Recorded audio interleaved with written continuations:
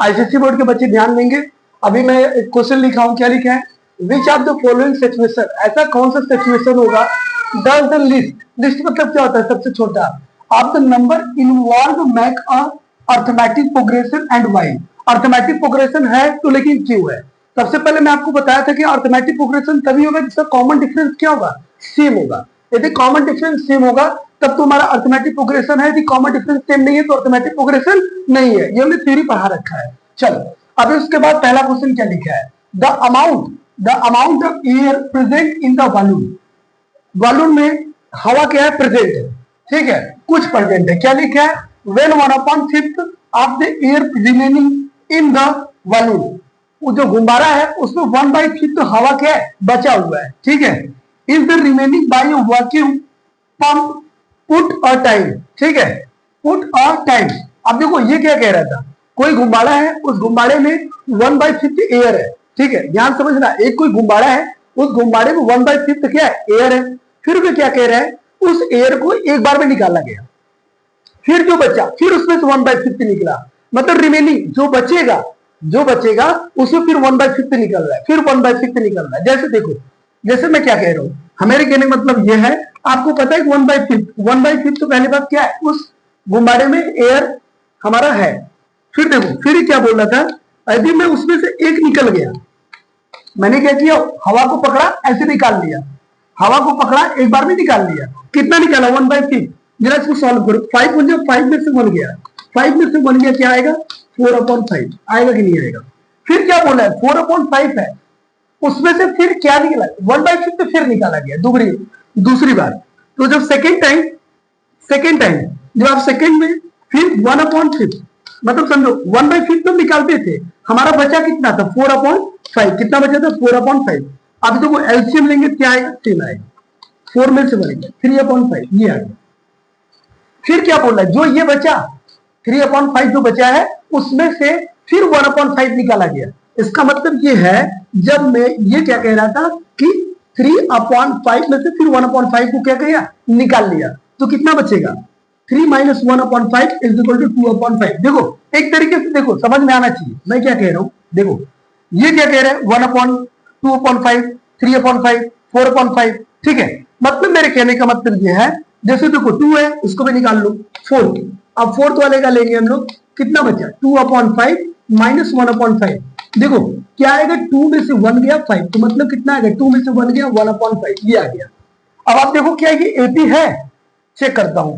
देखो एक बार में जो आपने निकाला क्या आया, 4/5, फिर दूसरे वाले में कितना आया, 3/5, फिर कितना आया, 2/5, फिर आपने कितना बचा, 1/5। अब उसके बाद देखो, अब आपको पता है कि इसमें कॉमन डिफरेंस, देखो मैं क्या कह रहा हूं, कॉमन डिफरेंस क्या होता है, d is equal to a2 - a1। d is equal to a2 value कितना है, 3/5 - 4/5। अब आप देखो d इज इक्वल टू क्या आएगा, एलसीएम आएगा 4, 3 - 4 यानी d इज इक्वल टू कितना आएगा, -1/5। अब देखो ये रहा -1/5। मेरे कहने का मतलब ये है कि अब आप चाहे 1/5 में से 2/5 माइनस करोगे, देखो जैसे मैंने क्या लिखा, 1/5 माइनस कितना है, 2/5, एलसीएम करो 1 - 2 कितना आएगा, 1/5 - 1/5। देखो सबका कॉमन डिफरेंस क्या सेम है, यदि कॉमन डिफरेंस सबका सेम होगा इसका मतलब ये भी है, तो इसका आंसर क्या होगा स्टूडेंट, यस। क्या लिखोगे, यस, ये है। अब आते हैं सेकेंड क्या बोले, द कॉस्ट ऑफ डिगिंग का मतलब समझते हो क्या होता है, खुदाई, ठीक है, as well as after metre. Wait तो ये क्या कह रहा है, ये कह रहा है the cost of digging a well after metre of digging if the cost ₹125 for the first metre and increase by 65। देखो ध्यान से सुनिए, ये कहा कह रहा है, ये कह रहा है कोई कुएं की क्या हो रही, खुदाई हुई है, ठीक है। अब उस कुएं की जो खुदाई है वे बोल रहा है कि जो डिगिंग मतलब क्या होता है, खोदना, ठीक है। अब उसकी जो कीमत है, जो कुएं की जो 1 मीटर की जो खुदाई दे रहा है, वे कितना, उसकी कीमत 125। मतलब समझो क्वेश्चन क्या कह रहा है, ये कह रहा है कि आप 1 मीटर तक का आप खोदते हैं, ठीक है, कुएं को, तो 125 रुपीज मैं आपको क्या करूंगा, पे करूंगा। फिर ये बोल रहा है कि फॉर द फर्स्ट मीटर, केवल 1 मीटर के लिए, मतलब समझ रहे हो, 1 मीटर का जो पेमेंट ये दे रहा है 125 दे रहा है। फिर ये क्या बोल रहा है, इंक्रीज, अब ध्यान समझो, एक के बाद जो दूसरा मीटर खोदेगा, ठीक है, इसका मतलब 65 रुपए और देना पड़ेगा उसको। नहीं समझ में? फिर समझो, 1 मीटर खोदा तो उसने क्या किया, 125 रुपीज दिया।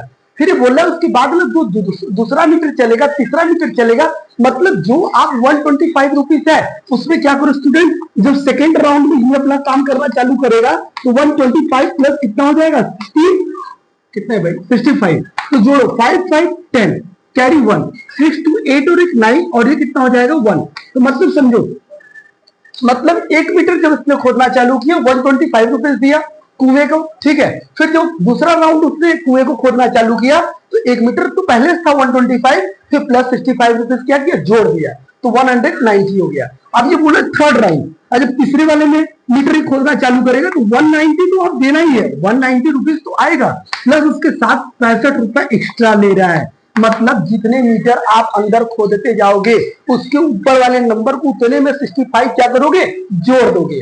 अब देखो इसको जोड़ो, 5 हो गया, 9 10 10 15 5 1 2 125, मतलब 225 ये हो गया। अब देखो थर्ड राउंड, ऐसे फोर्थ मीटर का हम देखेंगे 255 प्लस कितना हो जाएगा 65।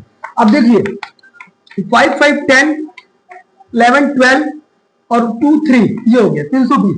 अब आप देख सकते हैं स्टूडेंट, यदि मैं एपी की बात करूंगा, पहले में कितना लिया 125 लिया, दूसरे वाले में जो उन्होंने डिगिंग किया कितना 190 लिया, तीसरे वाले में कितना लिया 255 लिया, फोर्थ वाला राउंड को जो इन्होंने डिगिंग किया उसका जो अमाउंट हुआ 300 कितना लिखा है 20 रुपए। अब देखो मैं क्या कह रहा हूँ, कॉमन डिफरेंस सेम होना चाहिए, कॉमन डिफरेंस क्या होना चाहिए, सेम। अब मुझे नहीं पता सेम है कि नहीं, तो क्या करेंगे, d is equal to a2 minus a1, तो d is equal to a2 value कितना है 190 माइनस कितना होगा 125, then d is equal to 125 minus करो कितना आएगा 5 हो गया, इसके बाद कितना बचा 8 में से 2 गया 6, देखो 65। ऐसे आप इसका भी माइनस करोगे कितना बचेगा, इसका माइनस करोगे कितना आएगा 65। मतलब ये कॉमन डिफरेंस क्या रहा है, सेम आ रहा है, ठीक है। फिर से समझो, यदि कोई भी कुआं, ये बोल रहा है कोई कुएं की कोई कुआं को खोदना है, ठीक है, खुदाई करनी है, वो बोल रहा है 65 रुपीज आपको क्या करना है, वे 65 रुपीज 125, मतलब 1 मीटर जो आप खोदोगे 125 रुपीज देना है, उसकी कीमत लगा दी है पहले। लेकिन एक के बाद जब दूसरा मीटर को इंक्रीज करोगे यानी खोदना चालू करोगे सेकंड राउंड में, तो उसमें आपको कितना जोड़ देना है 65 रुपीज जोड़ देना है।